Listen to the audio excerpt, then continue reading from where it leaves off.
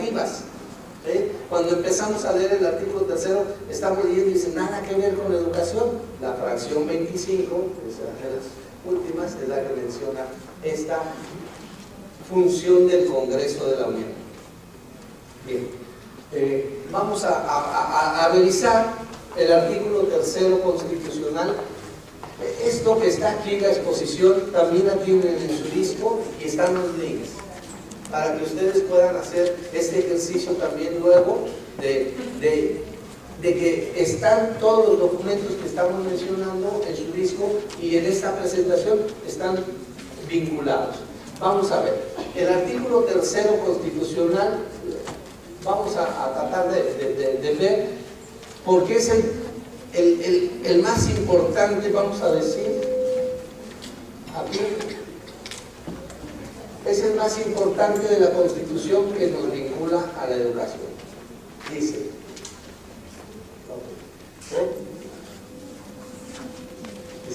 todo individuo tiene derecho a recibir educación. El Estado, Federación, Estado, Distrito Federal y municipios impartirá educación preescolar, educación primaria, secundaria y media superior. Recuerden que eso ha ido creciendo. Hace algunos años solamente era obligatoria la educación primaria, después fue obligatoria la educación secundaria junto con la primaria, después fue obligatorio el preescolar y de manera reciente, en el 2012, la educación media superior se convierte en obligatoria. Esto es decir, ir elevando un poco la calidad educativa de los mexicanos. Bien, la educación, bueno, entonces son obligatorias. Después se menciona, dice, que esto tiende a desarrollar armónicamente todas las facultades del ser humano y fomentar en él a la vez el amor a la patria. ¿Le avanzas poquito? Ok. Dice, en el tercer párrafo, ojo, ahí ya nos vamos a ver reflejados como maestros. ¿Sí? Dice, la educación que, el Estado garantizará la calidad, porque ese es otro concepto. La educación que imparte el Estado era laica, gratuita y obligatoria, ¿verdad? Hoy agregan esta modificación y de calidad.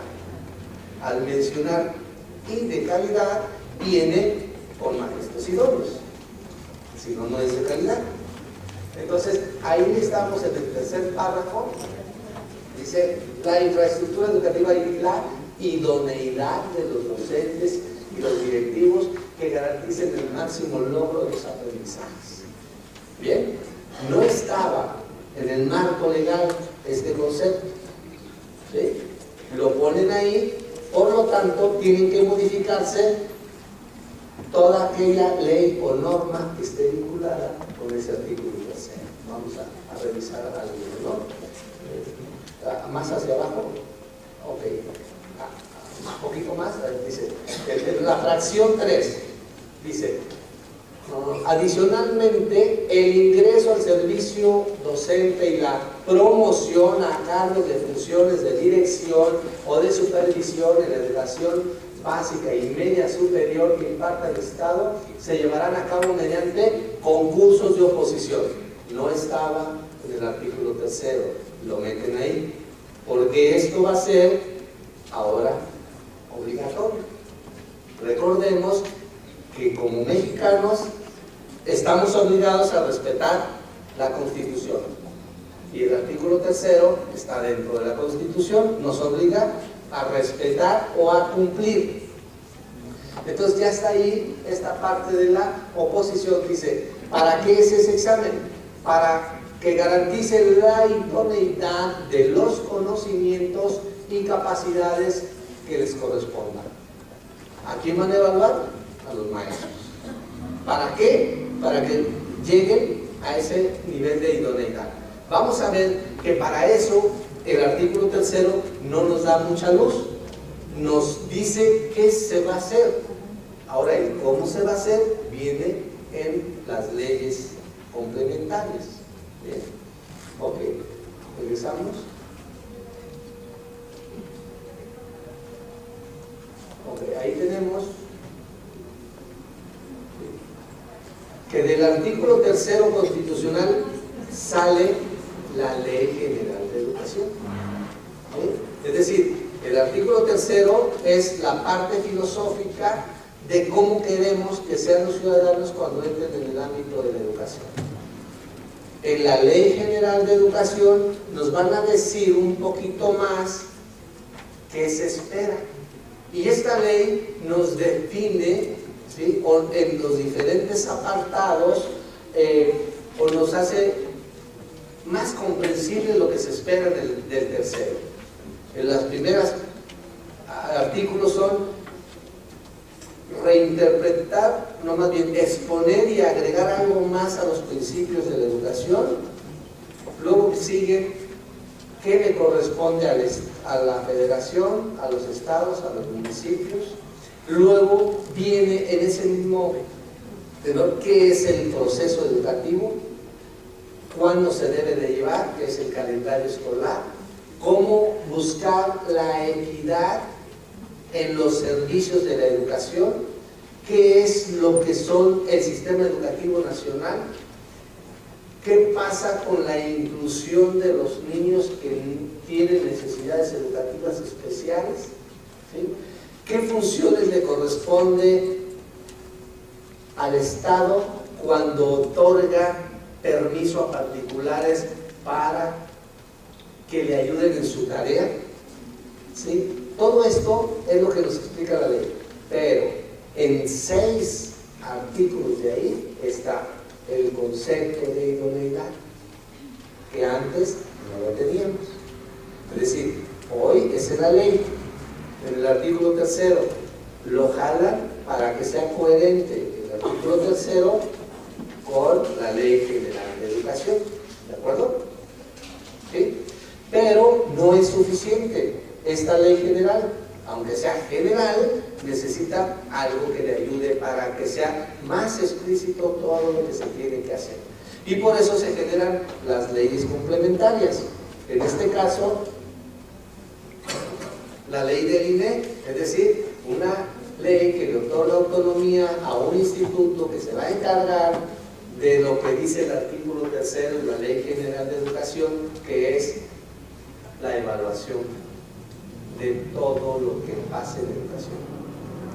Vamos a revisar en la Ley General del Servicio Profesional Docente, que es la otra complementaria, porque es donde nos piden que todos estemos en el servicio profesional docente.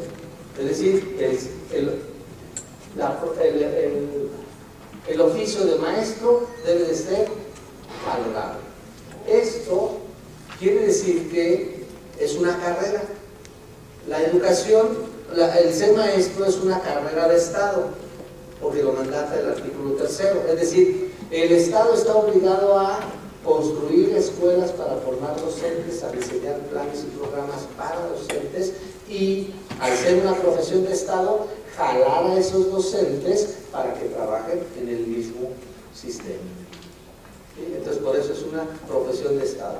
Cuando decimos servicio profesional, es que estamos dentro de un esquema que es claro, que permite saber en qué aspectos estamos trabajando y cómo tenemos que hacerlo. Y entonces, en esta Ley General de Servicio Profesional Docente, vamos a encontrar de manera constante, por ejemplo, el concepto de idoneidad. Primero, el artículo primero, segundo párrafo, dice: las disposiciones de la presente ley son de carácter o de orden público e interés social y de observancia general y obligada, ¿sí?, en los Estados Unidos mexicanos. Todos los estados, todos los municipios, todas las escuelas, todos los maestros, todos los alumnos, todos los padres de familia que tienen esto, todas las autoridades educativas. Es decir, ojo, no teníamos esto y lo jalan de esta manera. Es obligatoria y es nacional. Si algunos están inconformes, es nacional. Que algunos que es para todos, pero que yo que es para todos. Está señalado, ojo, porque lo están jalando de la Ley de Educación y del artículo tercero. Es decir, es un mandato constitucional y una orden, de tal forma que esto ya no nos podemos salir. Vamos a decir, procesos anteriores de evaluación, el maestro podía decidir si iba o no, ¿verdad? Hoy no, porque sería sancionado muy grave, como vamos a ver más adelante, por favor.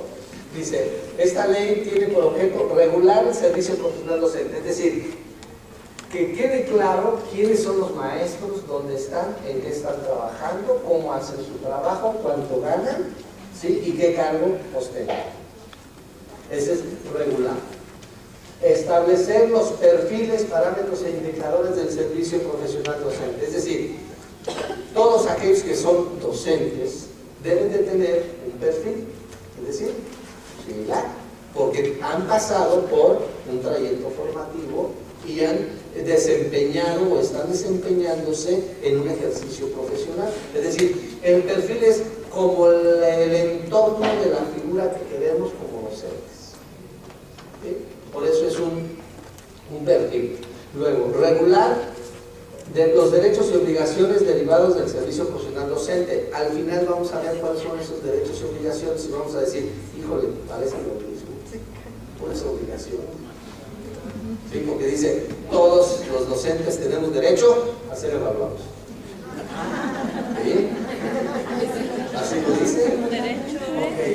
Y el número 4, asegurar la transparencia y rendición de cuentas en el servicio profesional docente. ¿Sí? Es decir, eso es lo que espera. Ojo, dice, asegurar la transparencia y rendición de cuentas. ¿Sí? ¿Qué se hace con el dinero de la educación? Se invierte y cómo se tienen ciertos logros o no, para que se sometan a otro tipo de disposiciones administrativas o políticas. Pero todo esto con el sentido, el camino va directo. ¿Sí? Más adelante hay algunas cositas. Ok, viene una serie de conceptos que debemos de tener claro. Viene ahí lo que es la actualización, la incorporación, lo que es el servicio docente, lo que es la promoción, lo que es, o sea, todos los conceptos. Ojo, es así se entienden en esta ley. Si lo entienden de otra manera, en otras leyes o en otros reglamentos, es otra situación. Para esta ley se entienden estos conceptos así y queda definido. Lo meten como articulado. Bien, más adelante, por favor. Donde empiezan los rojitos, que a lo mejor no se alcanza a ver acá, ¿no? Pero esto lo tienen en su presentación y en sus links, para que lo vean. Este ejercicio lo hice con ciertos señalamientos porque es lo que es necesario resaltar. ¿Sí? A ver, vamos a ir de las propiedades. Si no, pásate al artículo 21 y 22, que es el que necesitamos conocer todos. ¿Sí? A partir de ahí vamos a ver por qué. Ok, ahí está el rojito y subrayados, o sea, el rojito, negros y subrayados para que lo resalto, ¿no? Bien, del ingreso al servicio profesional docente. Ingreso quiere decir que no estamos en este esquema. ¿Sí? Aunque tengamos funciones docentes, pero no hemos hecho este concurso de oposición y resultado idóneo, no estamos dentro del sistema profesional docente. ¿Me explico? Entonces, dice, para que sepas qué es, cómo entrar al servicio profesional docente, solo hay una forma, y es la única, y ya quitan todas las demás. ¿Cuál es? Concurso de oposición a través de un examen que valore, ¿sí?, la idoneidad de los conocimientos de los docentes, del que quiere ser docente. Si hacemos un examen de oposición una vez y resultamos no idóneos, no somos parte del sistema, no somos parte de este servicio. ¿Sí? ¿Lo podemos hacer otra vez? Sí. Y no lo aprobamos, o sea, no logramos el puntaje mínimo, que son 100 en ambos exámenes. Si no lo logramos, entonces seguimos estando fuera del servicio profesional docente. ¿Cuántas veces puedo hacerlo? Las veces que quieras, no hay limitante, porque no eres maestro del servicio profesional docente. ¿Sí? ¿Quieres o aspiras a ser miembro de ese servicio, pero mientras no logres esos estándares mínimos, no lo eres? ¿De acuerdo? Que fui muy bueno como estudiante, que saqué puro 10, y que si en el examen estás demostrando que no logras lo mínimo que se te pide a ti y a cualquier otro que quiere ser maestro. Ese es el concepto de los parámetros, digo, es la importancia de los parámetros, los indicadores que nos lo ponen para que digamos, me van a evaluar con eso. ¿Okay? Luego dice, los concursos serán públicos, debe de quedar claro las convocatorias. Quien convoca al examen de oposición, ¿sí?, es el INEGI. Lo convoca en lo general. Quien saca la convocatoria donde se define cuántas plazas, de qué nivel o cuántas horas, lo hace cada uno de los estados, pero siempre tendrá que ser validado por este órgano regulador que es. La convocatoria debe de tener, la guía, la convocatoria, perdón, debe de tener todo claro. ¿Sí? ¿Cómo es el proceso? ¿Con qué se va a evaluar? ¿Cuántas preguntas hay? ¿En dónde va a ser su examen? ¿Para qué? ¿Sí? ¿Cuántas plazas? Y todo el proceso administrativo del concurso está en la convocatoria. Todo el proceso académico del concurso está en las guías de estudio. ¿Sí? Bien. Siempre, ya desde el año anterior, cuando se le da fuerza a este instituto, dice, siempre va a haber unos parámetros e indicadores. Hay un perfil, un parámetro y un indicador. Esto quiere decir, te voy a decir con qué te voy a evaluar, cómo te voy a evaluar, y tienes que cumplir. Si tú entras a este concurso, no te puedes quejar, tienes que hacerlo de esta manera. ¿Sí? Bien, luego viene la condición del examen. Ojo, voy a entrar al sistema, quiero entrar, hago mi examen, ¿sí? Resulto idóneo. ¿Qué sigue? ¿Qué sigue? O que me otorguen una plaza o horas, ¿sí? Pero la Ley General del Servicio Profesional establece ciertas condiciones. Estas condiciones son, de acuerdo con las plazas convocadas, si hay más número de maestros idóneos, se da por orden de prelación. Es decir, el que ganó mayor puntaje le toca primero y luego así. ¿Y qué pasa si ya se acabaron esos espacios de plaza? Se espera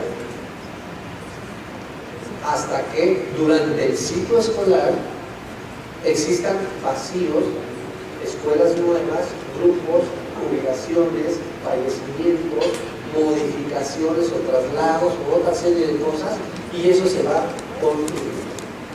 Por ejemplo, ahorita tenemos para ingreso, para primaria tenemos 93 plazas. Todas las que están ahí, anunciadas en la convocatoria, son las del inicio del ciclo escolar, no son las únicas. Va a ir creciendo conforme avance el ciclo escolar. ¿Sí? Es decir, puede haber hasta 250, 300 o 120 en el ciclo escolar, porque el compromiso de la autoridad es que se debe de dar el empleo a quienes lograron el concepto de idoneidad. ¿Sí? ¿Qué va a pasar? Ahí se señala, con aquellos que no fueron idóneos. Gracias por participar, te espero el siguiente año. Oye, pero dame chance, ¿no? Que sea un interinato. No, ni un interinato hay. porque está por ley. No se puede contratar de manera interina a un maestro que hizo un examen y que resultó no idóneo. No va a haber esa condición. ¿Sí? Por eso ustedes, yo creo que se enteraron en este ciclo escolar, que es donde se aplicó más fuerte al inicio, en agosto, ¿sí? Oye, pero estuve casi logrando el concepto. Te faltó un punto y no te puedo contratar, ni en interinato. Aquí voy a contratar para cubrir los vacíos a maestros jubilados, porque no entraron en este proceso de examinación. A aquellos que no hicieron examen, pero que sí tienen el grado para ser docentes, pero siempre serán de manera interina y antes, y es máximo hasta que termine el ciclo escolar. Y adiós.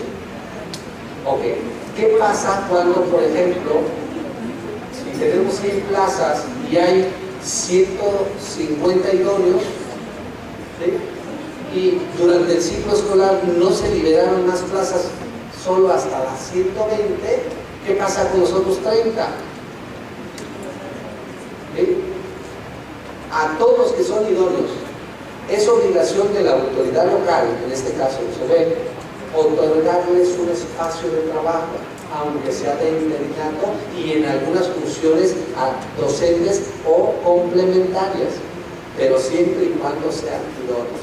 Por eso vamos a encontrar maestros que están de un nivel en otro nivel, de preescolar en primaria, de educación especial en primaria, ¿sí? Algunos en el nivel de aspecto de prefectura, etc. Porque resultaron idóneos y están siendo contratados por obligación de la autoridad local. El que no logra ese concepto, no hay. ¿De acuerdo? Bien. Esto es para los de ingreso. ¿Sí? Cuando logran ese concepto de idoneidad, se les asigna el espacio y entonces lo que se va a hacer es, no tienes nombramiento de docente oficial, sino hasta que pasen 6 meses. En esos 6 meses, para que te dé el nombramiento, no debes de tener nota desfavorable en tu expediente. ¿Sí? Ok, no lo tuviste, te doy tu nombramiento. La obligación de la autoridad local también es brindarte un tutor en los primeros 2 años. Si la autoridad no te brinda un tutor, no es problema tuyo, es problema de la autoridad. ¿Sí? No te va a evaluar la función de si existe o no la tutoría. Pero también se condiciona a que tengas al término del primer ciclo de que ganaste la plaza, un examen más. Un examen que es similar al que hiciste el año anterior. ¿Sí? Y al siguiente año, que es en el segundo año, te van a hacer un examen, pero va a ir vinculado con los logros que estás teniendo con los niños o los adolescentes en el aula. De esta manera, en 2 años, ahora sí tienes esa categoría de definitivo. ¿Sí? ¿Qué pasa con aquel que, por ejemplo, en el primer año hace su examen y no logra el concepto de idoneidad? Recuerden que acaba de ganar la plaza, pero al primer año le van a hacer el examen. ¿Qué pasaría por él? Le dicen, ok, saliste bajo, confiamos en ti, ahí te va tu tutoría, ahí te va una listita de cursos obligados que tienes que asistir durante un ciclo escolar y nos vemos porque te voy a examinar de nuevo. ¿Sí? El que fue idóneo pasa lo siguiente, no hay problema. ¿De acuerdo? Pero en el segundo año, ¿sí? Ese examen resulta bajo también y no cumple con su tutoría, es decir, asistencia a su tutoría, no asiste al examen, no tiene buenos logros con los alumnos, así lo dice, sin problema para el Estado, le dice, gracias, tú no puedes ser maestro, adiós. ¿Sí? Bien, más adelante esta ley señala, ¿sí?, para los que están en servicio. Dice, a ver, ya estás en servicio, ¿cómo le vamos a hacer contigo? Muy sencillo, también te voy a evaluar. Y es ¿Para qué? Para que permanezcas en el sistema. Porque entramos todos al sistema, pero queremos permanecer. Entonces vamos a hacer exámenes para verificar que tus conocimientos y sus habilidades están vigentes. Es decir, si te estás actualizando, si estás viendo por tus niños, si estás reflexionando sobre la educación, entonces demuéstramelo a través de un examen. ¿Sí? Bien, maestros que entran con esta ley, dice que es mínima una vez cada 4 años el examen. Ok, son maestros que entran con esta ley. Ok, te voy a hacer el examen. ¿Cuándo va a ser el examen? ¿Ya saben los que van a la permanencia? Ok, bien. Los que ya tienen plaza antes de septiembre del 2013 definitiva, no se someten a estas condiciones. Para ustedes hay un transitorio. Pero a los que entran con este nuevo esquema, con esta nueva ley, la condición es la siguiente. Nos vemos en el examen. A ver, pasaste, eres idóneo, síguele, nos vemos en 4 años. ¿Está bien? ¿No? Fácil. Ok. Resultaste no idóneo. Ok. Seguimos confiando en ti, te vamos a dar tutoría, te vamos a dar cursos y nos vemos en 1 año, no en 4, en 1 año. ¿Sí? Segunda oportunidad. Vuelves a hacer tu examen. ¿Sí? Resultaste no idóneo. Seguimos confiando en ti. Te vamos a dar otra oportunidad, en 1 año vamos a hacer tu tercer examen, te vamos a dar la tutoría y te vamos a dar un espacio de trabajo y cursos. Tercera oportunidad. Resultaste no idóneo, adiós. ¿Te vaya bien? ¿Sí? Ya no puedes ser maestro. El Estado confió tanto en ti, pero tú no hiciste lo que te correspondía. Adiós. Ojo, esto es para los que entran con esta ley. Los maestros que tienen la definitiva en diferentes espacios, sea 1, 2, pero es definitiva, entran en un transitorio que dice, no los van a correr. Ahí lo señala muy bien, no los van a correr. Los van a cambiar de actividad, pero frente al grupo no van a estar. Vayan pensando qué tipo de actividades de actividades van a hacer, ¿sí? Pero es después de la examinación, ¿eh? Después. O sea, la condición es, te digo que te voy a examinar, prepárate, haz lo tuyo, ¿sí? Si tú no lo haces, entonces ya no es problema del Estado. Ojo, ¿sí? Para que lo consideremos de esa manera.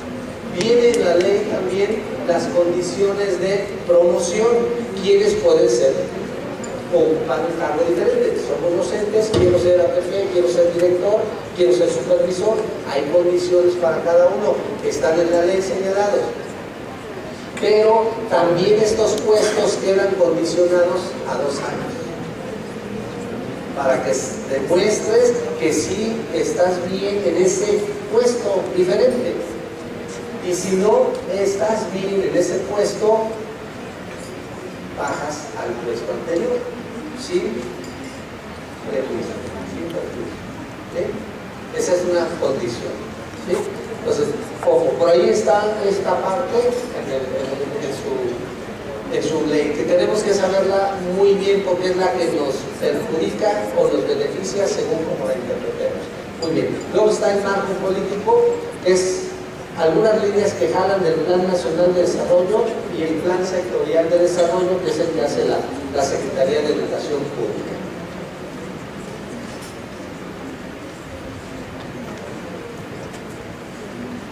Hay una serie de acuerdos académicos y lineamientos que van a venir en el examen para todos de diferente forma. Es el mismo documento, pero Los casos o situaciones que plantea el examen son de acuerdo al nivel en el que están participando, como son, por ejemplo, el acuerdo 592, que es la articulación de la educación básica, del cual se deriva el plan de estudios 2011, y en el plan de 2011 están los principios pedagógicos, las competencias para la vida, el perfil de egreso, el mapa curricular y las gestiones de habilidades digitales y de los aprendizajes y estándares culturales. El plan de estudio 2011 tenemos que saberlo todos así, bien de principio a final, desde la página 1 hasta la página 93. Principalmente los principios pedagógicos, los 12, porque de ahí se derivan ciertas responsabilidades para todos. Los principios pedagógicos serían la línea sobre la cual no podemos salir. ¿Sí? Hay una serie de acuerdos que también están de conocimiento general y por lo tanto de cumplimiento. El acuerdo 696, que es sobre los procesos de evaluación y vinculado al principio CEPI. ¿Sí? El acuerdo 711, que es inclusión y equidad educativa, vinculado con el principio pedagógico número 8. El acuerdo 716 del funcionamiento de los consejos de participación social, con el acuerdo que habla de la renovación del pacto social entre los maestros, los alumnos, padres, familia y sociedad. Y el acuerdo 717 con los programas de gestión escolar, en donde viene esto que estamos viviendo, que se le llama la normalidad mínima. Ahí es donde viene. ¿Sí? Y en donde habla también de la gestión, la importancia de la gestión. Entonces, eso es como lo obligado para todos. ¿Sí? Luego hay especificidades para cada uno de esos, ¿no? Okay. El ingreso, permanencia y promoción. Vamos a ver. Están definidos en la ley, en la ley del servicio profesional.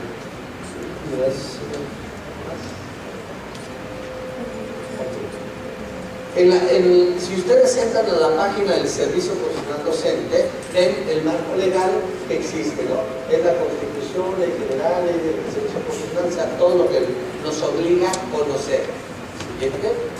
Nos dice ahí los 4 tipos de exámenes que va a haber: el de ingreso, promoción, reconocimiento y permanencia.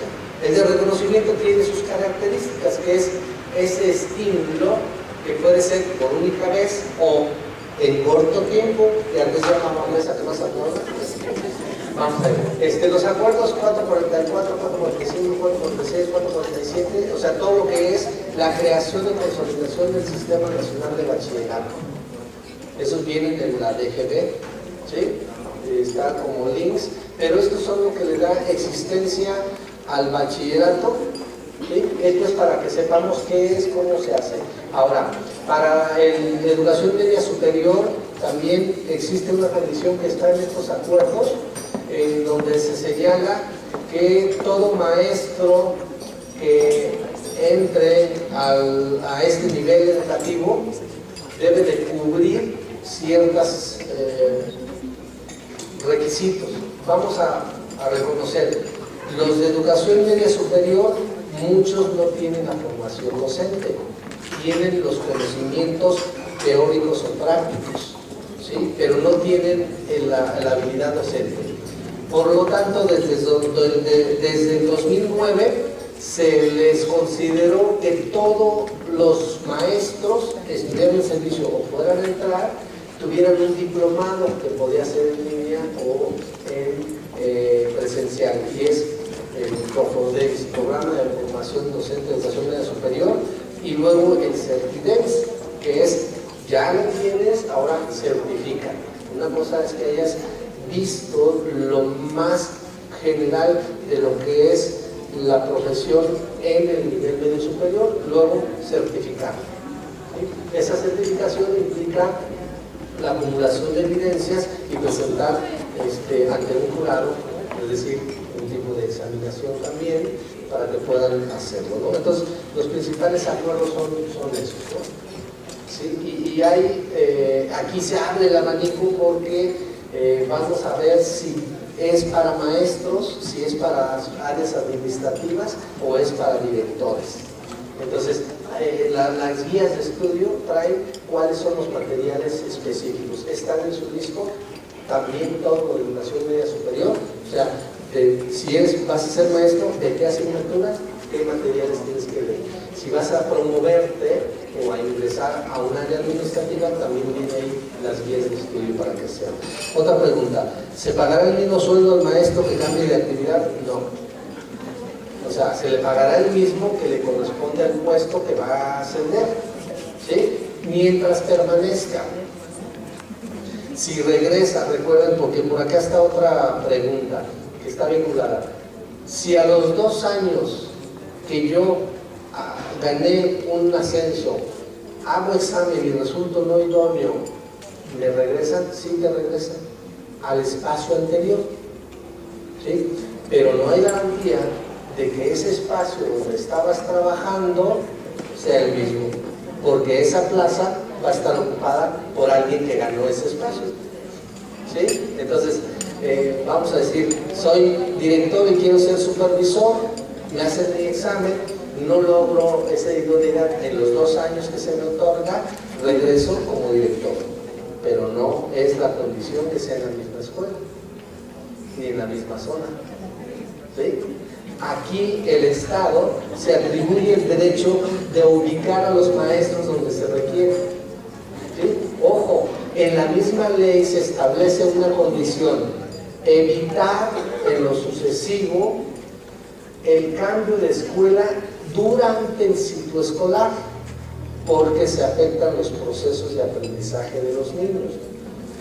En el entendido también de que está primero el derecho constitucional de la educación, artículo 3º de los niños, contra el derecho laboral. ¿Sí me explico? Es decir, muchos maestros dicen, pero es mi derecho laboral. Sí, pero primero está el derecho constitucional de la educación en los niños, ¿sí? Por eso es esa condición. Dice, ¿los exámenes para la escuela rural serán diferentes que para la escuela urbana? Sí son diferentes. Sí son diferentes. Tienen ciertas condiciones. Recuerden, rural no, es igual. Indígena sí es diferente. De hecho, se someten en vez de 2 exámenes, 3 exámenes, es decir, en el sábado 2 modos, 2 modelos, y el domingo el tercero, que es la asignatura indígena. Lo mismo le sucede a los de asignatura regional o a los de lengua, segunda lengua, ¿sí? Es decir, hacen 3 exámenes en vez de 2. Ahorita vemos esa estructura. Dice, ¿para el año 2020 todavía habrá educación pública? Sí, sí va a haber, a lo mejor es menos, pero esa es la condición porque es de todos los estados, o sea, adheridos, ¿no? Y para tener una educación pública. Recordemos que en México quien rige la política educativa es el Estado. En otros países es el Estado religioso y en otros combinados, religioso y laico. En nuestro país es laico y es el Estado quien dicta esas leyes, ¿no? Si soy muy idóneo para el examen, tengo mis primeras horas. ¿Cómo obtengo mi tiempo completo? Los que son de secundaria, ¿sí? Que son por horas, o los de educación física, o los de educación especial, sí tienen que hacer examen cada vez. Es decir, quiero mi tiempo completo, entonces tengo que hacer examen. Tengo 8 horas. ¿Quieres más? Ahí está la convocatoria, concursa. ¿Quieres más? Concursa. Sí, tendrá que ser por concurso, o sea, ya no es por designación. Todo el espacio está en la ley y está en las convocatorias, porque luego se señala quien tenga, por ejemplo, hay algunos que pueden decir, tengo doble plaza, pero en una soy interino. ¿Puedo concursar por la segunda? Ya no, porque tienes una que es definitiva. Con esa ya no. Si estás en doble plaza y las 2 son interinas, ¿puedes concursar para el examen? Sí. ¿De acuerdo? Porque está señalado ahí no tener, ¿sí?, la base de una plaza o en tránsito de que te la den. ¿Sí? Por ejemplo, hay algunos que ahorita lograron ser idóneos, pero el número que les correspondió en la prelación no les alcanza. Tienen hasta el 31 de mayo. Dicen, me arriesgo, voy a hacer, más bien me aseguro, tengo que hacer examen porque no me va a alcanzar. Voy en el 133 y van en el 100. Bueno, si de aquí al 31 de mayo se liberan esas 33, aunque me haya registrado, preregistrado o registrado en el examen, se anula mi proceso porque ya tengo la plaza. Es decir, ya no voy a agarrar esta que me van a dar y luego concurso, porque no se va a poder. No se va a poder. ¿Sí? Dice, ¿se conocen las fechas para evaluar los docentes que obtuvieron su plaza en el 2010? Sí, hay un calendario en el INE, póngale ahí, o bien calendario INE y vienen todos los exámenes que hay. Por ejemplo, el rubro 10 y el 11 corresponden, es un cuadrito, página de Excel, en una sola página está todo el calendario de examinaciones para este año, 2015, lo hacen desde diciembre del 2014, o sea, año con año lo tienen que hacer ya por ley también. Se señala en el 10 y en el 11, dice, de nuevo ingreso, ese es el 11. ¿Sí? Es decir, su examen será del 4 al 19 de julio, no hay fecha específica por esta condición electoral. Después del día 7 de junio se señala cuándo es el examen. Va a ser el sábado, puede ser el 4, el 11 o el 19. En esas mismas fechas, a lo mejor el mismo día o día diferente, será el examen del primer año a los que lograron la plaza en el concurso ordinario, que fue en julio, y en el extraordinario, pero con una condición: a todos aquellos que les hayan dado el nombramiento antes del 6 de febrero, del 16, ¿verdad? El 6 o 16 de febrero. Es decir, yo gané mi plaza, fui idóneo más bien, y me otorgaron el espacio el día 20 de agosto, haces examen. En diciembre 15 haces examen. En enero 29 haces examen.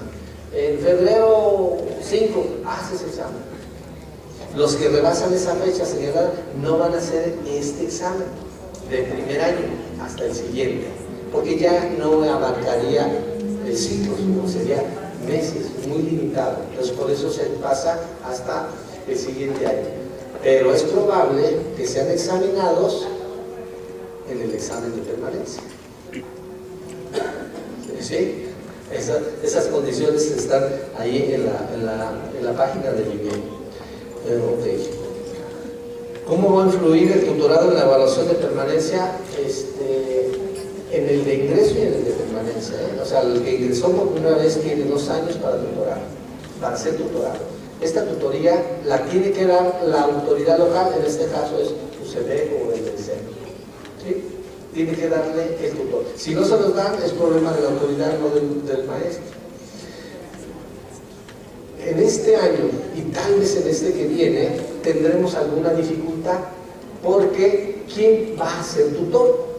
¿O qué condiciones necesitan para ser tutores? Hubo una convocatoria. ¿Quién quiere ser tutor de todos ustedes maestros que trabajan en esta escuela? Nadie levantó la mano. Porque ser tutor implica otras obligaciones, asistir por lo menos a un diplomado, que son 6 meses, para que sepan, ya tengo aquí a mis alumnos, ¿cómo los voy a acompañar en ese proceso? Entonces, hay tutores ya certificados, ¿sí? Y va a haber más, porque este diplomado va a estar continuando, porque se necesitan esos tutores. A lo mejor, algunos de los maestros que están antes de esta ley, y no son idóneos en los exámenes, pero tienen una muy buena práctica y un buen acompañamiento, pueden ser tutores. Pero también hay condiciones de cursos y de actualización permanente. ¿Sí? ¿Cómo va a influir en esas notas buenas o desfavorables? Es decir, él tiene una tarea, esa tarea la tiene que cumplir. En esas tareas implica quiero revisar tu plan de trabajo, tu planeación, puedo ver al grupo, observar qué estás haciendo, ¿sí? O comentar algunos aspectos que estoy viendo, compartir algunas lecturas, etcétera, ¿sí? Pero ojo, la ley establece que si no vamos a esa tutoría, ¿sí?, podemos ser despedidos, en el caso de los que entran con esta ley, ¿sí? Porque es una de las condiciones. Entonces, el que sea maestro idóneo le libera, le libera de muchas cosas. Por ejemplo, a ver, maestra, resultó idónea, nos vemos en 4 años. Ah, libre. Maestra, resultó no idónea, nos vemos en 1 año. Resultó idónea, nos vemos en 3. ¿Sí? Maestra, resultó no idónea en el segundo, nos vemos en 2 años. Digo, en el siguiente año, y no en 2, y así se va.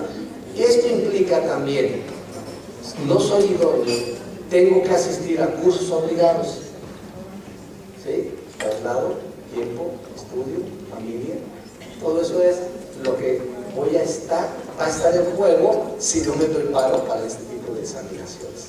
¿Sí? ¿Me explico? Es sencillo, ¿no? Dice, ¿cuáles son los lineamientos de evaluación de la tutoría? Hay unos lineamientos, están también ahí en la página del INEC, son lineamientos generales, pero no, o sea, ¿por qué? Porque lo están construyendo conforme a los diplomados que están dando. Es decir, hay un material de contenidos de qué hacer como tutor, qué tienes que hacer, qué vigilar, qué observar, ¿no? ¿Qué pasará con la tutoría en caso de cambio de zona? Pues te llevas a tu tutor. No se crea. Ok, la ley prevé y dice, por favor, no se cambien en un ciclo escolar, porque está vinculado a todas estas condiciones. Dice ahí, solo en casos muy extremos. ¿Sí? Entonces, ese es. Pero en el segundo año, por ejemplo, o sea, ya pasaste el primer año en un espacio, en una escuela, te vas a cambiar de escuela, entonces sí te asigna un nuevo asesor, de un tutor, ¿sí?, que te va a acompañar, porque no vas a quedar sin tutoría en los 2 años. Vuelvo a insistir, con limitaciones en este primer arranque de estos programas. Bien, la última que tenemos que decir. Si hago el examen para ATP y resulto ser idónea y dentro de 2 años vuelvo a ser evaluada y resulto ser idónea, ¿me regresan a mi centro? Sí, a su espacio, a su nivel, pero no a su centro de trabajo. No es a su centro de trabajo. Puede ser, si las condiciones están dadas. Si no, es a su nivel. Ok, soy ATP, pero soy maestro, pues regresate de maestro, al mismo nivel que tienes. ¿Sí? Bien, hay otras como 6 o 8 preguntitas, las resolvemos por escrito al correo que nos están dejando para que podamos avanzar en otras áreas, ¿sí? Por favor. Bien, aquí, perdón. Vamos a ver, el proceso de evaluación para todos los maestros va a ser 2 exámenes. ¿Sí? Es decir, no es tan sencillo, por varias razones también. El examen que estábamos acostumbrados en los años anteriores era muy limitado. Teníamos 100 preguntas, 90 preguntas, 80 preguntas, depende del examen. Este examen que viene ahorita en julio es el primero que se refiere a conocimientos y habilidades para la práctica docente. Tiene 120 preguntas, no dice el tiempo, pero en los años anteriores daban 3 horas. Pero eran 90 preguntas, por ejemplo, el año anterior equivalía a un promedio de 2 preguntas, 2 minutos por pregunta. Leer, entender y contestar correctamente.